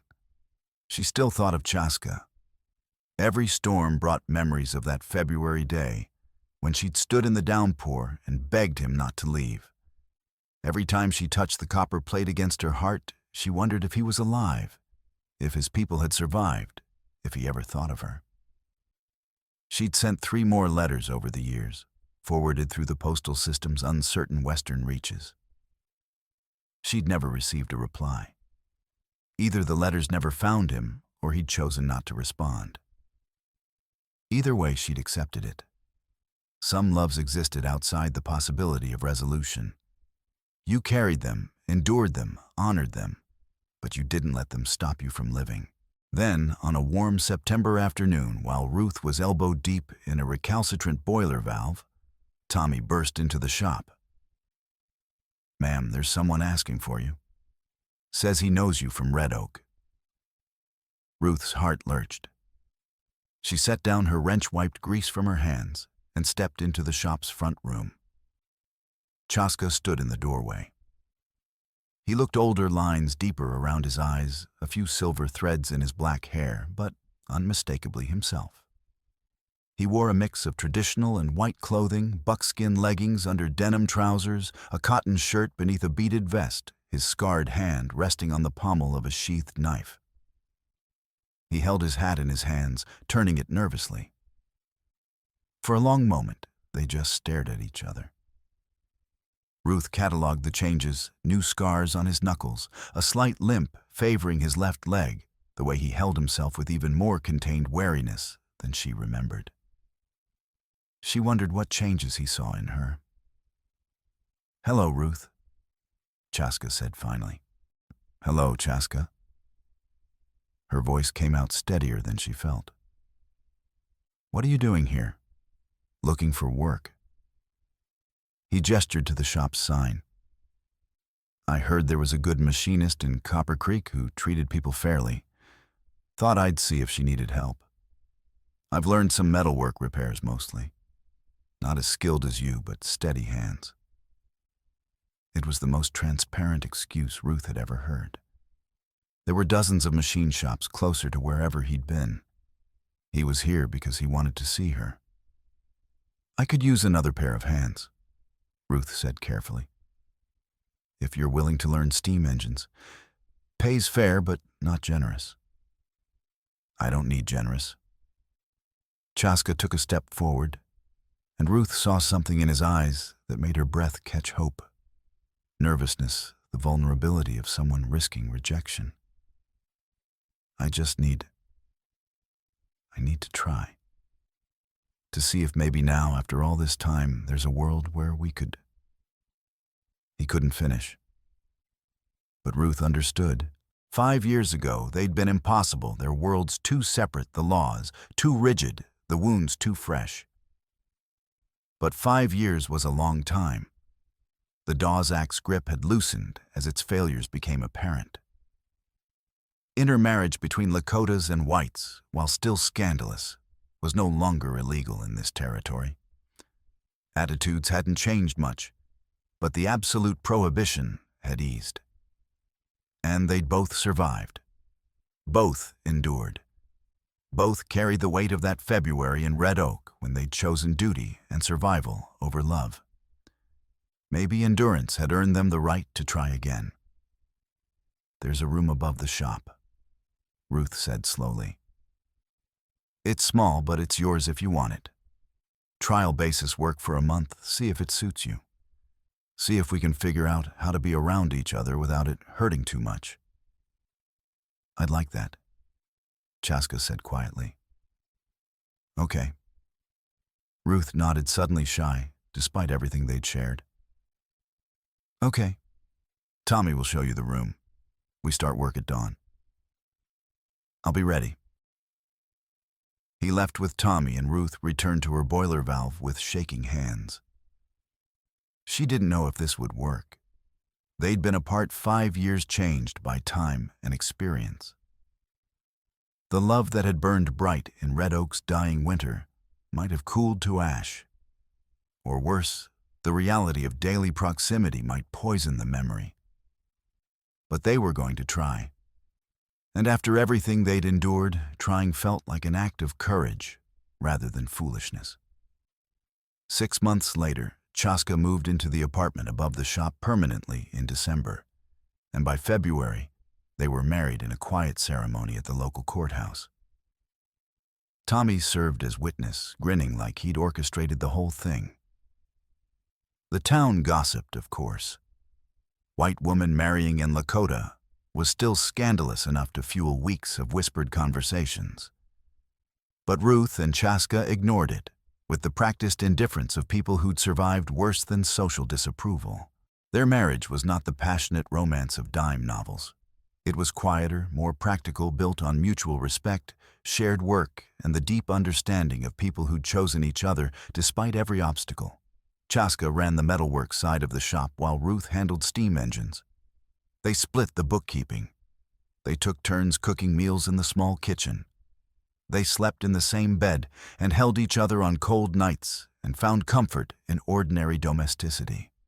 Sometimes Ruth woke in the darkness and couldn't believe this was real, that Chaska was here solid and warm beside her, that they'd somehow bridged the impossible gulf. She'd touch his scarred hand, feel his heartbeat, and allow herself to believe in happiness. One evening in early March, as they sat by the fire after a long day's work, Chaska pulled out his copper plate, the twin to Ruth's, worn now from years of handling. "I almost threw this away," he admitted, "when I thought I'd never see you again, when carrying the memory hurt too much. But I couldn't do it. It felt like throwing away the best part of myself." "I'm glad you kept it," Ruth said. She wore hers still beneath her work shirt against her heart. "Me too." He reached out and took her hand, the left one, the one that bore a simple gold band now. "Ruth, I need you to know something. I'm happy. Here with you doing this work. I thought I could only be happy living the old way, following traditions, keeping separate from your world. But I was wrong. Home isn't a place or a way of life. It's wherever you are." Ruth's eyes filled with tears. "You're my home too. You have been since that winter in Red Oak, even when I couldn't admit it." They sat together in the firelight, hands joined two people who'd endured everything the world could throw at them, and emerged not broken, but tempered stronger for having survived. Outside, a late winter storm began, the first real weather of the season, with wind that howled and rain that hammered the shop's tin roof. Ruth thought of that February day 5 years ago when she'd stood in the downpour and begged Chaska not to leave. She'd been so afraid then, so certain that losing him meant losing herself. But he'd left anyway, and she'd survived. And now he'd come back, and they'd built something new from the ashes of what had been impossible before. The copper plates hung on the wall above their fireplace. Two twins reunited after years apart, proof that endurance sometimes earned its reward. 10 years after Red Oak. Ruth was 40 years old, mother to 2 children, a daughter of 5 and a son of 3, who played in the shop yard while their parents worked. Chaska was 45, his hair fully gray now, his limp from an old hunting injury more pronounced in cold weather. Tommy had married a girl from Copper Creek and opened his own repair shop 2 streets over competition that Ruth welcomed because it meant her apprentice had learned well. Red Oak was gone. Completely. Ruth had received word from a traveling peddler that the last buildings had been torn down for salvage lumber, the land returned to grass. The Snake River had reclaimed its banks, erasing even the scar where the town had stood. But Ruth still thought of it sometimes. The depot's yellow lamplight, the click of the telegraph key, Samuel's notebooks, the day Chaska had first walked through her door, carrying elk meat and quiet dignity. That town and that winter had shaped her, broken her, and ultimately forged her into someone capable of enduring anything. She'd written it all down in a journal, the whole story, the embezzling, the collapse, the love that seemed impossible the years apart of the reunion. She wanted her children to know where they came from, the price their parents had paid to be together. She wanted them to understand that endurance wasn't passive. It was an act of defiance, a refusal to be broken by circumstances. One evening, as she was finishing the journal's final entry, Chaska read over her shoulder. "You're going to tell them everything?" he asked. "Even the theft?" "Especially the theft," Ruth said. "They need to know I'm not perfect, that I made terrible choices out of fear and desperation, but also that I took responsibility and tried to make things right." "And the ending?" Chaska gestured to the page. "How does it end?" Ruth thought for a moment, then wrote, "They endured, both of them, through separation and loss and a world that tried to keep them apart. And eventually, endurance earned them something precious, a life together, built not on passion alone, but on shared survival and mutual respect." It wasn't the fairy tale ending young girls dream of. It was better because it was real, hard-won and honest. Red Oak is gone now, reclaimed by grass and river. But what happened there still matters. It shaped who they became. It taught them that love is not just feeling, it's choosing to carry someone's burden as if it were your own. It's standing in the rain and refusing to let go. It's destroying a mind to save the people you care about. It's enduring separation because forcing togetherness would destroy what you love. The copper plates still hang above their fireplace, twins reunited. And when storms come, as they always do in this hard, beautiful land, Ruth and Chaska hold each other and remember that February in Red Oak, when she begged him not to leave, when he left anyway, and when he carried her pain across the mountains in years until finally, it was safe to come home. Ruth set down her pen and looked at Chaska. "How's that for an ending?" "Perfect," he said, and kissed her temple. Outside, their children's laughter rose above the sound of wind in the cottonwoods. Inside, the fire crackled warm and bright. And two people who'd endured the impossible sat together in the life they'd built from survival and stubbornness and a love that refused to die even when everything said it should. That was the story of Ruth and Chaska. Not a fairy tale, but something better, a testament to endurance in a land that demanded it from everyone brave enough to stay.